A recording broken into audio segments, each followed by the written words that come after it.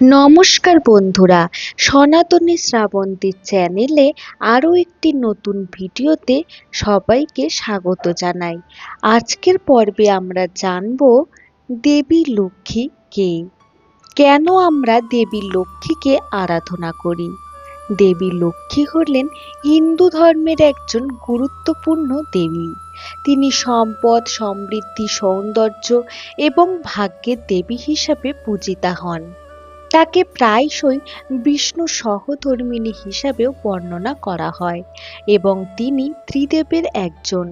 বিভিন্ন পুরাণ যেমন গরুড় পুরাণ, লিঙ্গ পুরাণ, পদ্ম পুরাণ অনুসারে লক্ষ্মী ছিলেন মহর্ষি ভৃগুর এবং তার স্ত্রী খ্যাতির কন্যা এবং তার নাম ছিল ভার্গবী। অন্য একটি কিংবদন্তি অনুসারে দেবী লক্ষ্মীকে সমুদ্র মন্থনের সময় সমুদ্র থেকে উঠে এসেছিলেন, তাই তিনি সমুদ্রাভা নামেও পরিচিতা হন।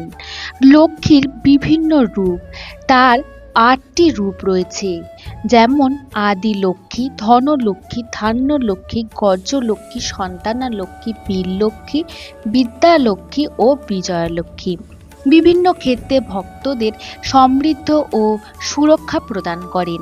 বিশেষ করে দীপাবলির সময় এই রূপগুলি সেই সব মানুষের জন্য সমৃদ্ধি বয়ে আনে যারা অপরিসীম ভক্তি ও নিষ্ঠার সাথে তার উপাসনা করেন। বেশিরভাগ মানুষই বিশেষ করে দীপাবলির সময় বিভিন্ন পূজার মাধ্যমে দেবী লক্ষ্মীকে সন্তুষ্ট করার চেষ্টা করেন এবং মা লক্ষ্মীকে সন্তুষ্ট করার ৮টি প্রধান উপায় হল মা লক্ষ্মীর ৮টি রূপের পূজা করা। মা লক্ষ্মীর রূপগুলি হল, প্রথম রূপটি হল আদি লক্ষ্মী। তিনি চিরন্তন সমৃদ্ধি ও আধ্যাত্মিক প্রাচুর্যের প্রতীক, সমস্ত সম্পদের উৎস। মা লক্ষ্মীর দ্বিতীয় রূপটি হল ধনলক্ষ্মী, যিনি বস্তুগত সম্পদ এবং আর্থিক সাফল্যের দেবী। ধনলক্ষ্মী তার ভক্তদের সম্পদ, ব্যবসায়িক সাফল্য এবং প্রাচুর্য দান করেন, যিনি আর্থিক স্থিতিশীলতা খুঁজছেন এবং এমন লোকদের জন্য ভক্তি অপরিহার্য বলে প্রতিনিধিত্ব করেন এবং তিনি সকল ধরনের বস্তুগত এবং আর্থিক সম্পদের প্রতীক। মা লক্ষ্মীর তৃতীয় রূপটি হল ধান্যলক্ষ্মী। ধান্যলক্ষ্মী ভক্তদের বেঁচে থাকার জন্য প্রয়োজনীয় খাদ্য এবং আর্থিক সাহায্য করেন। তিনি কৃষির প্রাচুর্য ও প্রচুর ফসল এবং পুষ্টি প্রদান করেন। তিনি খাদ্য, উদ্ভিদ ও কৃষি প্রকৃতি উৎপাদনের উৎস। মা লক্ষ্মীর চতুর্থ অবতার হলেন গজলক্ষ্মী। তিনি ক্ষমতা, কৃতিত্ব এবং রাজকীয় গৌরব এবং এই সব কিছুই গজলক্ষ্মীর প্রতীক। তিনি শক্তি, ক্ষমতা এবং মর্যাদার প্রতিনিধিত্ব করেন এবং প্রায়শই হাতির সাথে তাকে দেখা যায়। গজলক্ষ্মী ভক্তদের প্রতিপত্তি, সম্মান এবং সামাজিক সম্মান প্রদান করেন। মা লক্ষ্মীর পঞ্চম অবতার হলেন সন্তানা লক্ষ্মী। পারিবারিক ঐতিহ্য এবং বংশধরদের অভিভাবক হলেন সন্তানা লক্ষ্মী।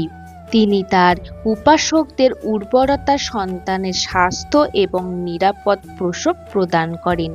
তিনি দম্পতিদের দ্বারা প্রিয়।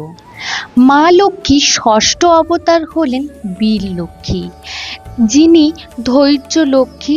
বীরলক্ষ্মীর অপর নাম হল সাহস, শক্তি এবং মানবিকতার প্রতীক।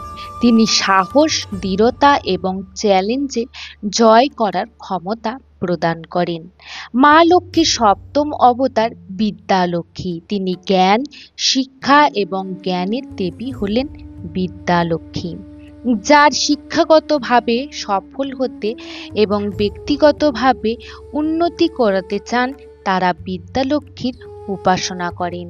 মা লক্ষ্মীর অষ্টম অবতার হলেন কৃতিত্ব এবং বিজয়ের প্রতীক, যা অনুসারীদের সম্পর্ক, ব্যবসা এবং ব্যক্তিগত অর্জনের সাফল্য প্রদান করেন। জীবনের সমস্ত বাধা অতিক্রম করার জন্য তাকে পূজা করা হয়। মা লক্ষ্মীর এই ৮টি রূপের উপাসনা করলে ভক্তদের সমস্ত মনোবাঞ্ছা পূরণ হয়। আমার আজকের ভিডিওটি এই পর্যন্তই রাখলাম। আজকের ভিডিওটি যদি ভালো লেগে থাকে তাহলে অবশ্যই লাইক, কমেন্ট এবং শেয়ার করে দেবেন এবং চ্যানেলটিকে সাবস্ক্রাইব করতে ভুলবেন না।